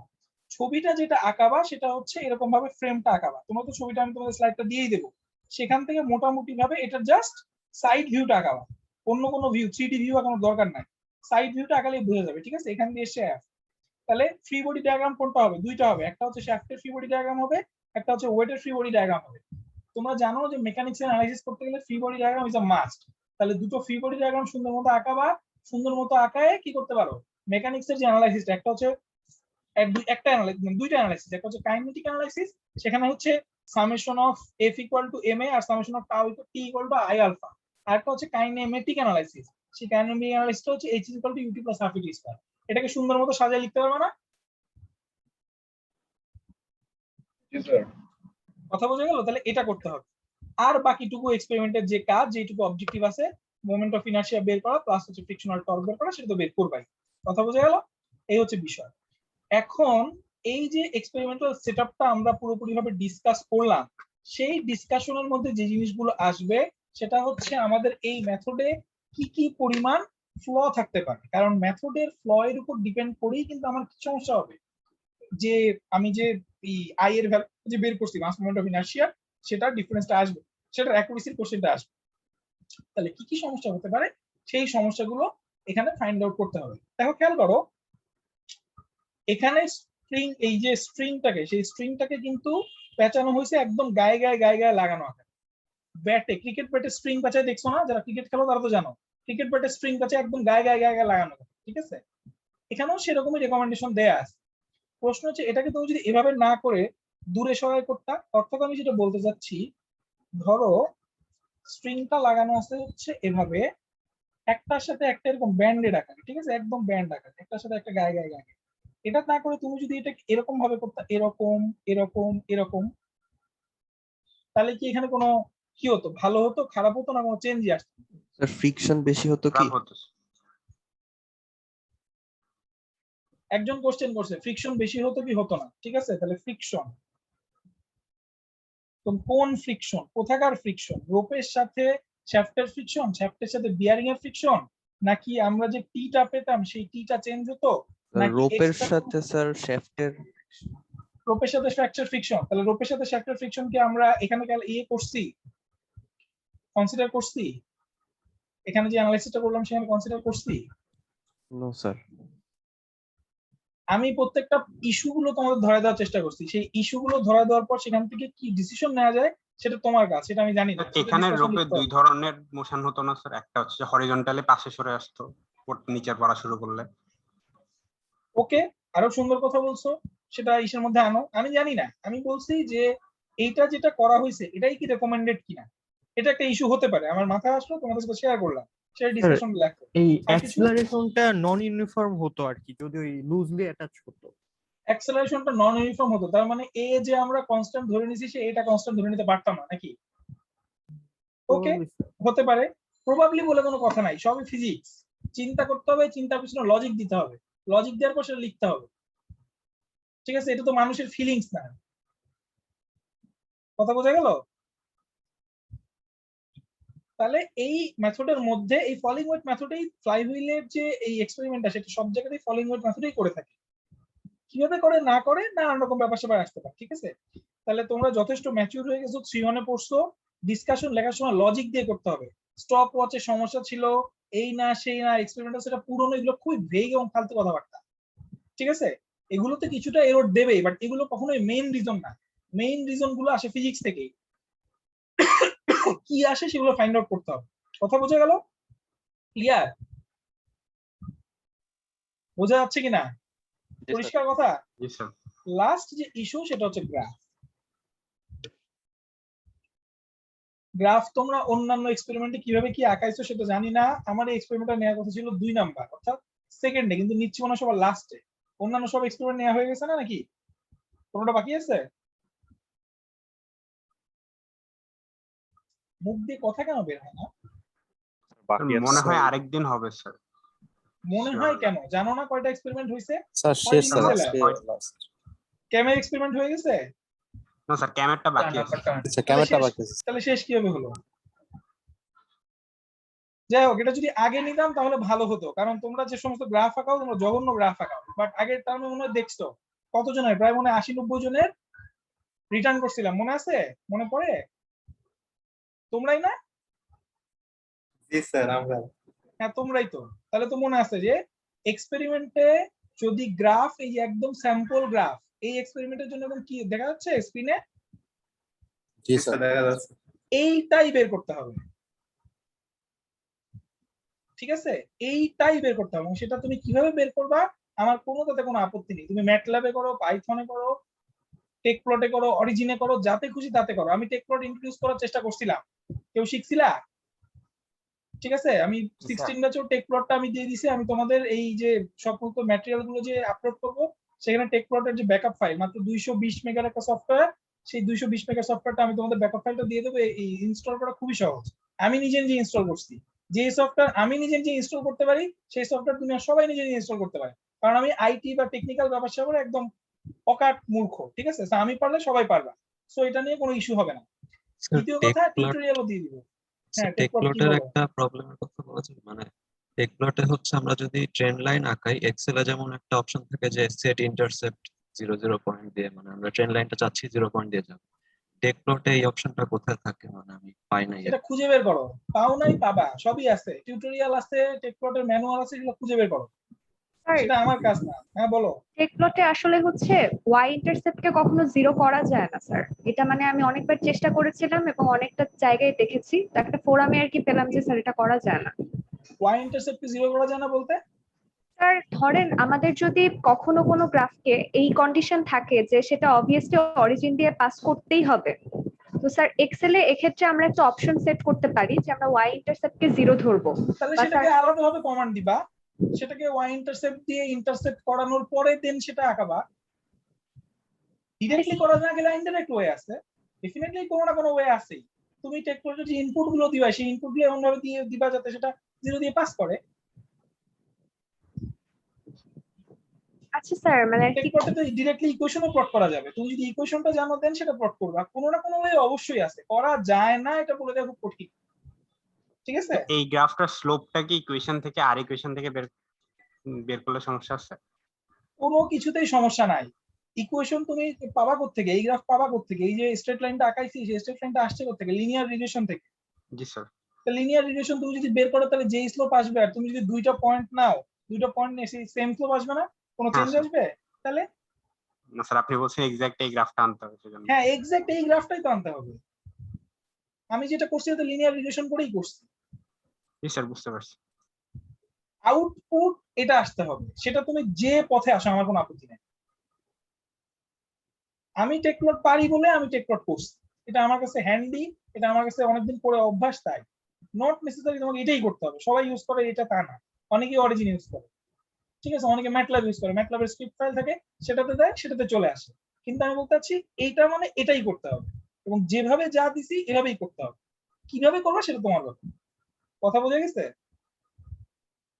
এবং কিভাবে এক্সপেরিমেন্টাল পয়েন্ট গুলো দেখানো হয়েছে, কিভাবে স্লোপ নেওয়া হয়েছে, স্লোপের কোন কোন দুটো পয়েন্ট নেওয়া হয়েছে, এই কি বলে যে সিম্বল দিয়ে কি বোঝাচ্ছে, লাইন দিয়ে কি বোঝাচ্ছে, এখানে সম্পূর্ণ দেয়া আছে। ফিগারের যে এই কি বলবো ক্যাপশন, সেই ক্যাপশনও পর্যন্ত দেয়া আছে। এভাবেই দিতে হবে, এবং এটা যদি ঠিক মতো না হয় ল্যাব রিপোর্টে কোনো মার্কস দিব না। ক্লিয়ার কথা?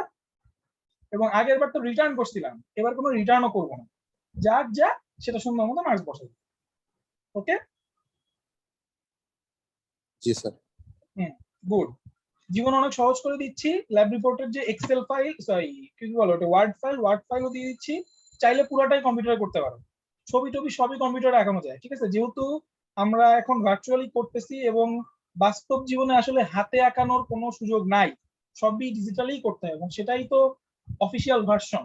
তো সেটার প্র্যাকটিস গুলো আমরা এই রিপোর্টের মাধ্যমে করতে পারি, সেটা ভেরি ইম্পর্টেন্ট। ওকে, তো সেই প্র্যাকটিস গুলো করা শুরু করো। ঠিক আছে? জি স্যার। আর কারো কোনো কথা থাকলে বলতে পারো। ল্যাব রিপোর্টটা কবে এর মধ্যে জমা দিতে হবে এরকম কোনো? এক সপ্তাহ স্ট্যান্ডার্ড টাইম আর কি। জি স্যার। স্যার ঠিক আছে? এমন যদি ওই যে স্যার ওয়ার্ড ফাইলে হচ্ছে কিছু লিখলাম আর হচ্ছে হাতে স্যার চিত্রগুলো এঁকে ওইটার সাথে ম্যাচ করে দিলাম, স্যার মার্ক করে দিলাম। দিতে পারো হাতে। যদি তুমি মনে করো যে তুমি তোমার ফিগার হাতেই আঁকতে যাচ্ছ, আঁকাও, আমার আপত্তি নাই, কিন্তু সেই ফিগারটাও স্ট্যান্ডার্ড হতে হবে, যা তা ফিগার আঁকাও না। আর এখানে ফিগার তো কিছুই না, এখানে ফিগার কি বেসিক্যালি ওই কি বলে পেন্ডুলামের মধ্যে তো ফিগার তো দেয়াই আছে। আর এখানের ফিগারটা বেসিক্যালি কি হবে, একটা গোল্লা হবে, সেই গোল্লাতে তুমি জাস্ট হচ্ছে গিয়ে ফ্রি বডি ডায়াগ্রাম আঁকা। ফ্রি বডি ডায়াগ্রাম আঁকা তুমি ফোর্স ব্যালেন্স মাস ব্যালেন্স করতেই পারো।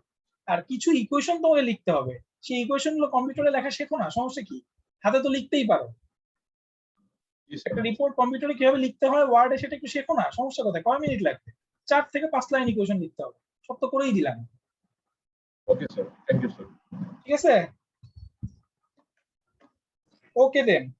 এই গ্রাফটা কি দিব? এই গ্রাফটা দিব না, কারণ এটা অ্যাকচুয়াল ডাটা করা দরকার। তো অ্যাকচুয়াল ডাটা তোমরা আবার দেখা গেল এটাই পেস্ট করে দিচ্ছি, অবশ্যই সেটা করা যাবে না, কারণ এই যে তোমার এখানে দুটো লাইন, এই পয়েন্ট যেটা, সেই পয়েন্ট গুলো তোলা আছে, সো পয়েন্ট তো অবশ্যই ডিফারেন্ট হবে একজন। ঠিক আছে, খুব সহজেই কিন্তু বোঝা যাবে কপি করতে কিনা, কারণ পয়েন্ট ডিফারেন্ট নিতে হবে। পয়েন্ট ডিফারেন্ট নিলে স্লোপ সেম হবে, কিন্তু পয়েন্ট ডিফারেন্ট আসবে। ওকে, এবং সেই পয়েন্টের পজিশনও ডিফারেন্ট হবে। এই যে ক্রস দুটো চিহ্ন দেখতেছো, এটা কিন্তু এই যে পয়েন্টের যে কোঅর্ডিনেট সেখানেই দেয়া আছে। বুঝা গেল? ওকে দেন। আর কারো কোনো কথা না থাকলে ক্লাস শেষ করে দেই। হ্যালো স্যার, একটা ইনকোয়ারি আছে। বলো। স্যার টেবিলটা কিভাবে হতো স্যার, মানে ক্রস দিব না স্যার? বুঝি নাই কি? টেবিলটা কিভাবে দিতে হবে আর কিভাবে দিতে হবে না স্যার, ওটা কি? এই যে টেবিল আঁকাই দিছি, তোমার এখানে যেটা আছে এভাবে না, এভাবে না, এটা না, স্ক্রিনে যেটা দেখতে পাচ্ছ এটা না, স্লাইডে যেটা আছে সেটা। এটা জানো না? আগেরটা আমি দেখাইছিলাম তো কিভাবে দিতে হয়। স্যার সবাই, স্যার আমরা অনেকে স্যার অফলাইনে ল্যাব করে ফেলছিলাম, তো তারা ক্লাস করিনি। আচ্ছা হ্যাঁ, তাহলে এই যে এখন তো ক্লাস তো করলাই, স্যার কোনো ভার্টিক্যাল লাইন থাকতে পারবে না, এটা আমার স্যার মেইন ইয়াটা। মেইন নিয়ে হচ্ছে ভার্টিক্যাল লাইন থাকতে পারবে না। এখানে এই লাইনগুলো, এই যে এখানে যে লাইনটা আছে এটাও নরমালি থাকে না, বাট এখানে একটু দিয়ে দিছি ডিস্টিংগুইশ করার জন্য, দিতে পারো বা নাও দিতে পারো, সমস্যা না। আমি এখানে ছোট জায়গার মধ্যে আঁকাইছি তো সেজন্য ডিস্টিংগুইশ করার জন্য দিছি আর কি। তুমি যে কোনো স্ট্যান্ডার্ড জার্নাল খুলে দেখো, সেখানে টেবিলগুলো এরকম থাকে। সো টেকনিক্যালি আমরা যেহেতু ইঞ্জিনিয়ার, আমাদের প্রেজেন্টেশন গুলো টেকনিক্যাল প্রেজেন্টেশন হওয়া উচিত। দ্যাটস ওয়াই আমরা এখন থেকে সেগুলো প্র্যাকটিস করবো। একবার প্র্যাকটিস হয়ে গেলে আর কোনোদিনই ভুল হবে না। ছোট বয়স থেকে এগুলো প্র্যাকটিস করে নাও। আমাদের এগুলো ছোট বয়সে কেউ শিখায়নি। আমরা 4-1 4-2 থিস করতে যাই, সুপারভাইজারের বকা খেয়ে দেন শিখছি। কথা বুঝে গেছে? সো এখন থেকে এগুলো প্র্যাকটিস করে নাও, যাতে যে কোনো জায়গাতে টেবিল আঁকতে গেলে এইভাবে আঁকাবা, আর কোনো সমস্যা নেই। কথা বুঝে গেল? জি স্যার। ঠিক আছে, তাহলে আর কারো কোনো কোশ্চেন আছে? এনিথিং? ওকে, ঠিক আছে, তাহলে তোমাদের সাথে বহুদিন পর দেখা হলো। নেক্সট দেখা হবে মনে হয় ইসে ফ্লুইড মেকানিক্স ক্লাসে, নাকি? জি স্যার। জানো তো ফ্লুইড মেকানিক্স লাস্টের পার্টটা আমি নিব। স্যার ওকে, ঠিক আছে তাহলে।